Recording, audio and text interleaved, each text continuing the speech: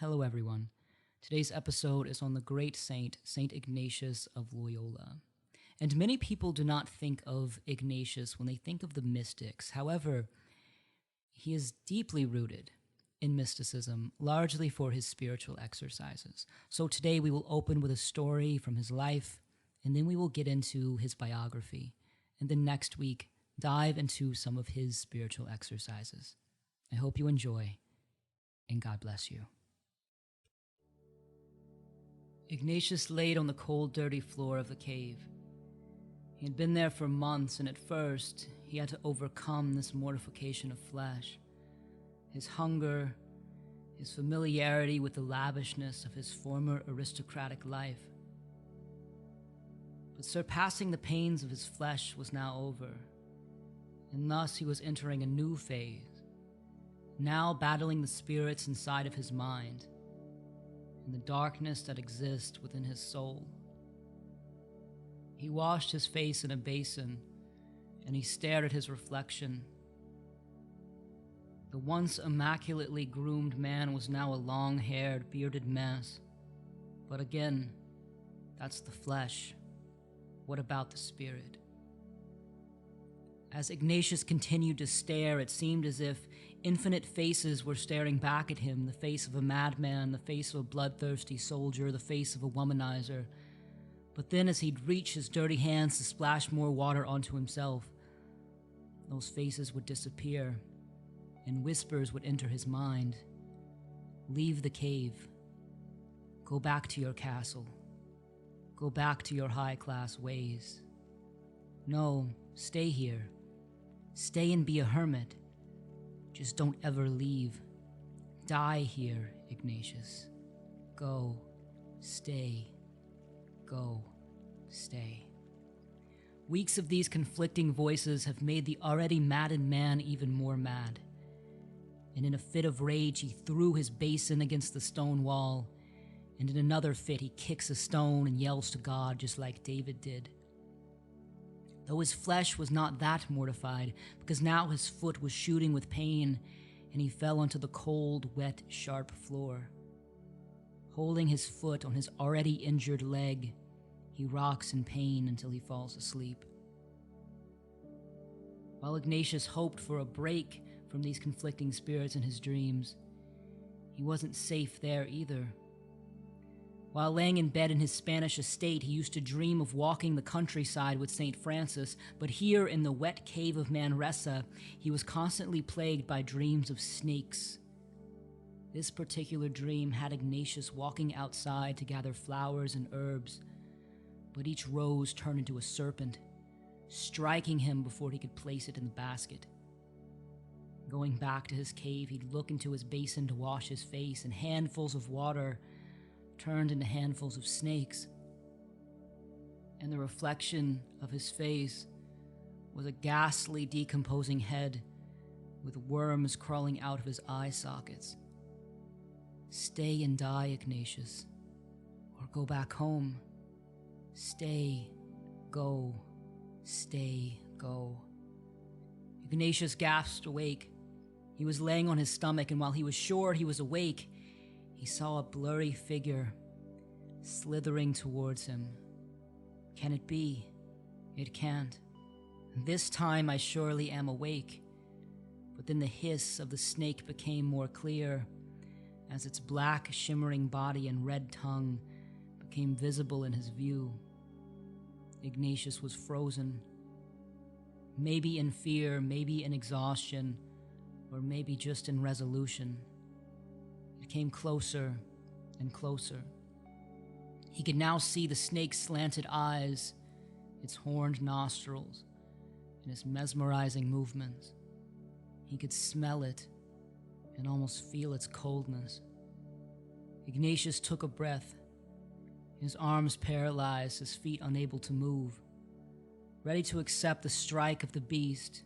The same creature which led Eve astray was now to become the demise of Ignatius.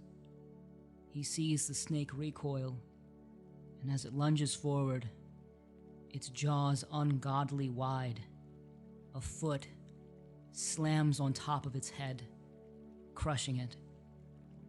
Ignatius looks up and sees her, the Mother of God standing before him, the same Mother of God to whom he relinquished his sword and armor to just a few months ago, the Mother of God with her foot on the head of the serpent.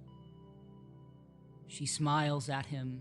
He tries to bow, he tries to cry, he tries to do something, but he is too awestruck by her radiance and her sweetness, as well as the resolute feeling of this dead serpent underneath her heel. She then makes her exit towards the foot of the cave. In the entrance, barely visible, he sees her with another figure, the glowing image of the resurrected Christ, who then leave the cave together. I, Ignatius starts, I will follow your footsteps, Lord, and I will kiss every step along the way. Free from his shock and free from the serpentine spirits, Ignatius makes his way out of the cave and sets forth on another pilgrimage, but not before picking up his journal. A journal that would later teach many of us how to battle our own serpents, our own conflicting spirits, and with the crush of a heel, how we too can walk the same path as the Lord. This is another episode of St. Anthony's Tongue, and I'm your host, W.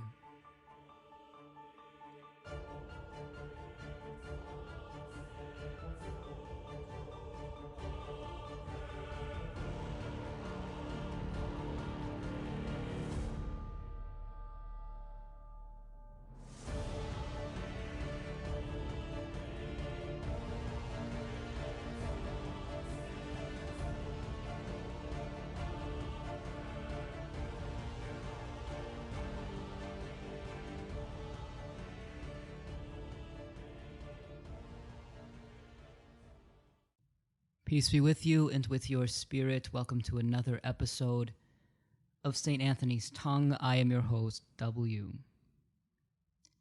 Today we will be discussing a very unique and interesting saint, and it may even surprise some people that he is included in the mysticism series.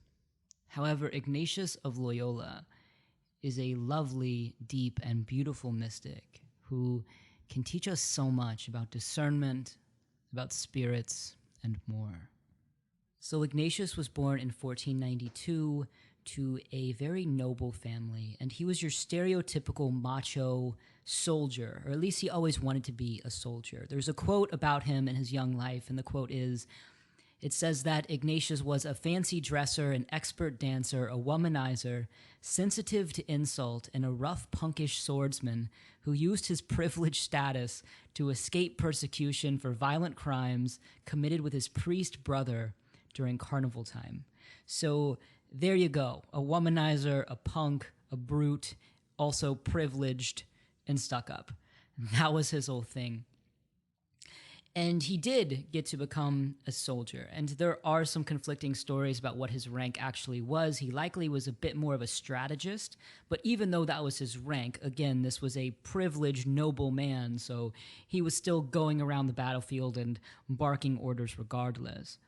And in one specific battle with the French, there was a cannonball that came and struck him right in the knee and the calf, essentially blowing part of it off. And that wounded him, obviously, so they brought him back to his estate to have surgery and be bedridden. And while the surgery was successful, he actually was so vain that he did not like how his leg looked in his formal evening attire, his fancy pants that he would wear. So he actually had the doctor reset it, so re-break it and set it again so it would look better. That's just how vain young Ignatius was. And during this healing, during his time to recover from his many surgeries, he wanted something to read. He was bored. He was laying in bed. Unfortunately, the family just cleared out their entire library, donating it, except for 2 books. One is The Golden Legend, which is your quintessential compilation of saint stories, and the other was The Life of St. Francis, written by St. Bonaventure. Of course, the macho manly soldier that Ignatius was, he did not want to read these two books on saints. Instead, he wished he had books on knights and battles and so on and so forth. So he said, well, how about I'll just use my imagination? I'll just sit here and daydream about winning wars and winning battles and wooing women and sword fights. But eventually, as his recovery was many months, that started to get old. So he began to read some of the Golden Legend and some of St. Francis. And he began to see parallels in his life. So, for instance, St. Francis of Assisi, he too was injured in battle, and he was bedridden, just like Ignatius was. So then he started thinking, well, how did he become such a saint? You know, how was he so able to get away from the worldliness? What did this great man see? And he also saw similar themes, of course, in other saint lives in the book, The Golden Legend. And then Ignatius began to stop daydreaming about war and instead daydream about St. Francis. And then he started to have dreams. In one dream, he was walking and talking in the forest with St. Francis. And he didn't know where they were going, but eventually they ended up in front of the manger, the nativity scene, and they both prayed in front of the child Christ. And he kept having these dreams and these thoughts. And that really became the first big aha moment in the life of St. Ignatius. Was this question of, well, what do I want to do with my life? Do I want this worldly life? Do I want to be a soldier in battle? Or do I want to be like these saints? And instead of pursuing a kingdom in Spain, pursue a kingdom of heaven. And this continued on and on. And eventually he recovered and he was ready to go back into battle. He likely would have had to take more of a backseat role. He probably wouldn't have been on the field, but he didn't want to go. He was so moved by these lives of the saints. And eventually he had a vision of the Virgin Mary above his bed with Christ. And as they started to fade away, he remembers himself saying, "I will follow you and I will kiss your footsteps." And by this he meant that he would go on a pilgrimage towards Jerusalem to literally follow in the footsteps of Christ. Now this mirrors St. Francis and the Franciscans because they were known for hosting pilgrimages in the Holy Land. So that starts the journey of St. Ignatius of Loyola. So he goes off on this pilgrimage, and in one scene he stops in a place called Montserrat. And he has his armor and he has his sword, and he goes into a shrine of the Black Madonna of Mary. And there he leaves his armor and he leaves his sword in front of the Virgin Mary, essentially saying, "Now I follow you. You are now my queen." And then he sees a beggar outside and he basically says, "Hey, give me your sackcloth. Give me the clothes you are wearing. There is armor in the shrine. There is nice clothes in the shrine. You can take those." So then he switches his clothing for a sackcloth and he goes and begins to beg. And he remained a beggar for many, many months. And he ended up taking residence in a place called Manresa, which was a cave. And that's what the introductory story was about. And here he stays in the cave and he really reflects on his life, on his discernment of what to do next with his life. And also, he was getting messages from spirits and how to discern if this was a good message or a bad message. And essentially going through all of these meditations and exercises. He would later write down, or actually while he was in the cave, he would write down all of these exercises. And they would become what is his hallmark mystical text, which is the spiritual exercises. And we're going to get into all of that later in this episode and next week's episode. But in that moment was his first illumination. And that's when he essentially described not necessarily what was a visual mystical experience, but more so he did describe a presence of God and the Virgin Mary. But it was more, he said he felt like he was filled with wisdom. He was filled with knowledge and the loving light, which sounds to me like the true gift of the Holy Spirit, which is wisdom. We can be filled with that. And he would then later take these experiences and this wisdom and this knowledge that he found, this knowledge on how to commune with God and how to connect with God and how to listen to God. He would begin going and preaching that out in the town square. And he ended up getting a rather large following. However, there was a problem, and that was this beggar who was not a priest, who was not a minister of any kind, was now going and preaching about God. And this was the time of the Spanish Inquisition. So that caught the attention of church officials, and he was put in a holding cell, actually, until they could review these spiritual exercises.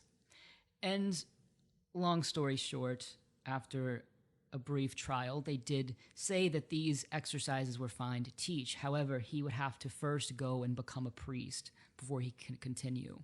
And he did. It's said that a benefactor paid for his education, and some even say it was one of the inquisitors because they were so impressed with his work. And during his study at the University of Paris, I believe, he founded the Jesuit Order, which is called the Society of Jesus, but it's called the Jesuits. It means Society of Jesus. And they took religious vows of poverty, chastity, and obedience. They are unique because they specifically had a special obedience to the Pope, and they were always in his service. And this is interesting because our current Pope, Pope Francis, is a Jesuit, and many believe we would never have a Jesuit Pope because the Jesuits are always seen to be in service of them rather than becoming one. And this was also a missionary order, and they would go out and spread the word of God. But unlike other orders, they weren't cloistered, they were not tied to any specific location. And their ability to live and be anywhere, this meant that Jesuits could be found in small rural town churches, but also advisors to kings and kingdoms and missionaries in Asia and South America. But today they're best known for being the founders and being the inspiration of universities around the world. That's kind of what they're known now for. I can list off probably 25 schools and colleges I know with the name Loyola in it. I'm cutting through a lot here, but he died in 1556 and he was canonized in 1609. And I think he is now best known for his tie-in with education. He does have a beautiful rule. The rule of the Jesuits, I think, is very nice. It's all about understanding, seeking wisdom, and being on fire with God's love. But that time in the cave, where he wrote the spiritual exercises, that is what he is very much known for. So today, these spiritual exercises are still widely practiced. They are largely practiced in a retreat format, led by a Jesuit priest or some other retreat leader. And the retreat can be done for many things, but go back and look at the life of St. Ignatius of Loyola. He is bedridden, and he uses his imagination to see what he must do next in life by comparing the worldly life to the life of the saints. Then in the cave in Manresa, which is the name of the cave, he also had to discern if this was good or evil spirits he was hearing from. So therefore, these retreats are often held to discern those same things, to discern our vocation in life, or to discern messages from God, or the spirits we're hearing, are they in our best interest? Are they worldly? Are they godly? Or if you want to say good or evil, demonic or angelic, you can say that too. Or it could just be discern your next step in your life from a spiritual point of view. How am I doing spiritually, and what's my next step? I know many people do this retreat annually. And these exercises are meant to be done with a spiritual leader, and they will kind of tweak it based on the group too. So it can be more individualized and personalized. And it's funny though, because this is a very common spiritual retreat, and yet many don't even realize this is a deeply mystical event. They may call it prayer, they may just look at it as prayer, but this is mysticism. This is contemplative prayer sessions, and it's listening for God's voice, which is what contemplation really is. So next episode, we're really going to break down some of the practical things from these exercises that we can do in our own spiritual life. But the first, I'm going to just kind of generally term Ignatian prayer, and that is kind of what it is called as well, generally. And this isn't necessarily part of the spiritual exercises. It's more so a theme you see throughout all of them, but this is a hallmark in the Jesuit exercises, and it's imaginative prayer to an extent. So this was a key thing that Ignatius taught. And remember, think about his bedridden time. Think about his time in the cave. There was a lot of imagination there. So Ignatius teaches us that God can speak to us even through our own minds, thoughts, and imaginations. So throughout the spiritual exercises, one will use imagery and use visualization to really put ourselves into a specific Bible story. Let's say when Jesus calms the storm, your retreat leader, or this is something you can do for yourself, which we'll discuss more in next episode, will essentially get you to really put yourself in that boat with the apostles and with Christ and go through all of your senses. What can you see? What can you hear? What can you taste? What can you touch? What can you smell? And then through some more building upon that, you kind of discern what God is trying to tell you and speak to you with. And this is kind of a main concept for Ignatius. And frankly, I think this should be a main concept for all meditation. When we meditate upon the mysteries of the Rosary, rather than just meditating upon them, we should really put ourselves there and see what we can discern. I think there's kind of two levels to that. One would be the more intellectual, what is this telling me about God's love and Christ's story? But then there's also the personal. What could this be telling me about me? So we're going to get more into some of the other exercises too. There's some really cool ones at the back of the book, the back of the spiritual exercise book, that I don't think are really done often. Some are even linked with your breath. We're going to get into that next episode. But I really appreciate his mysticism because it's very hands-on. As we've discussed in some of our previous topics, our previous discussions on like mystical prayer and general mysticism, there's positive and negative theology, right? Positive is, what can I say about God? What can I see about God? Maybe nature mysticism would be positive. I can see God working through all things. Or even, I can tell you about Christ's love due to his sacrifice, so on and so forth. Then there's apophatic or negative theology, which is, I cannot really tell you exactly what God is. I can tell you what God is not, though. That's more St. John of the Cross and some others, the cloud of unknowing, right, where we can't get too intellectual. While I would say Ignatius isn't neither. Instead, he's right there in the middle. God is not super present, but God is not too far away. God is always there, but he is more focused on experience. He is more focused on God right in front of us through exercises, through prayer. And I think there's something unique there. But his work and his style is really heavy on mysticism. We're going to get into more spiritual exercises next week. I know I've said that quite a bit now. But let's just talk about this great saint overall. So as far as miracles and his mystical experiences, so it was very common in this time, as well as in Spain, it seems. So this area where saints would write about their experiences, but they would be very vague and humble. For instance, Teresa of Avila would say, I've heard it's not uncommon for this thing to happen, but essentially she's suggesting this happened to me. It's kind of hint, hint, wink, wink. And Ignatius kind of does the same thing. He does mention quite a few kind of spiritual experiences he has. So being bedridden, he did see Mary and Christ, in which he said, I will follow your footsteps and kiss the ground where you walked.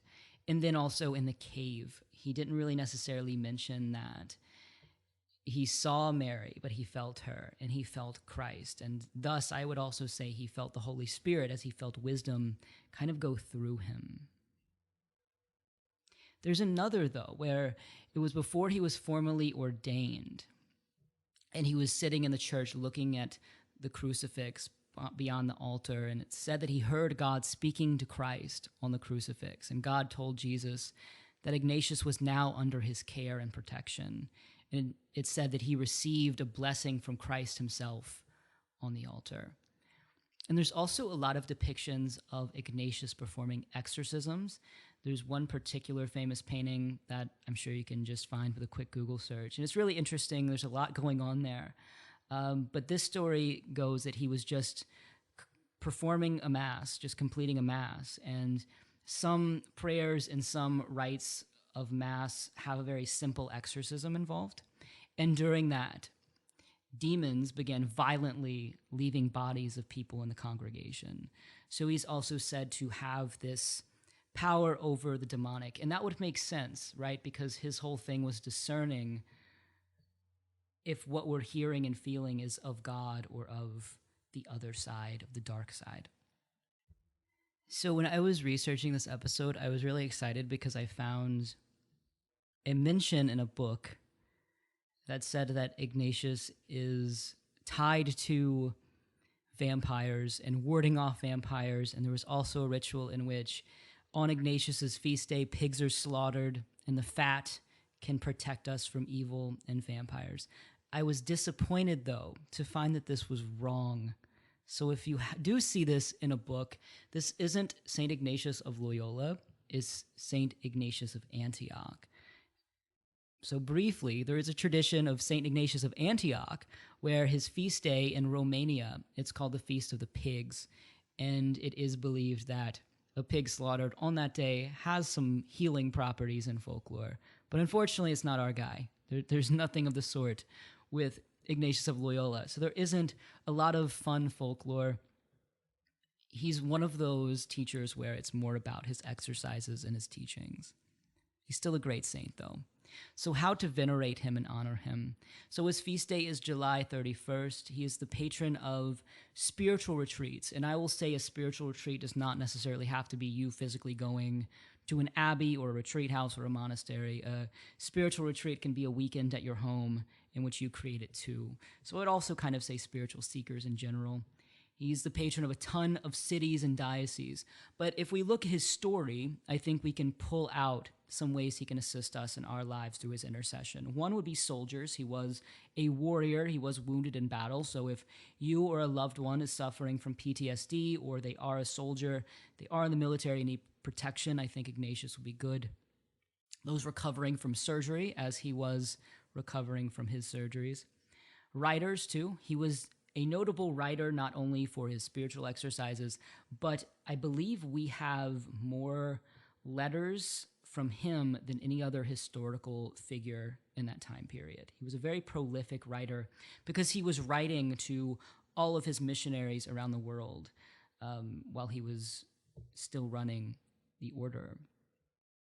And also against spiritual warfare and evil, right? His spiritual exercises are largely about making the right decision and listening to God rather than the dark side.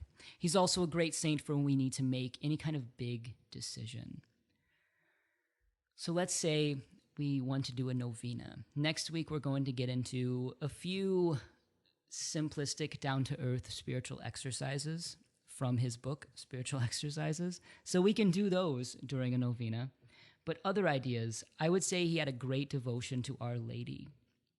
So if you want to do a novena, let's say you want to discern something or you just want his protection, I would incorporate Our Lady in the novena somehow. And most people do. That can be a rosary, that can be praying the Angelus, whatever it is. And also with any writer saint, I'd recommend ending that novena by reading some of his works, the spiritual exercises, his autobiography, or even some of his letters. So kind of in conclusion, he's a really great and underrated saint. I know that a lot of what I want to say about him is going to be done next week. I apologize. I feel like I said I'm going to get into that next week 100 times in this episode. But he's a really interesting and unique saint, and I think he's one of those that he has so much going on, right? He is the founder of one of the largest religious orders. He is known for his order being used in universities and schools globally. He's known for his retreats. Therefore, he's known for all of these things, and I think his status as a mystic kind of gets put to the side. But it really shouldn't, especially since his writings are very mystical. And I think it's also easy to overlook how versatile he can be as a patron. Everything from writing, recovering from an illness, spiritual warfare, discernment. He's a really great ally to have. So I hope you've enjoyed this brief episode on St. Ignatius of Loyola. And again, there is so much more we can say. He is, again, the founder of one of the largest religious orders in the world. I'm glossing over a lot. So I hope this at least whetted your appetite to dive in more, as well as to listen to next week when we start getting into his approaches to mystical prayer. May God bless you, and may St. Ignatius of Loyola pray for us.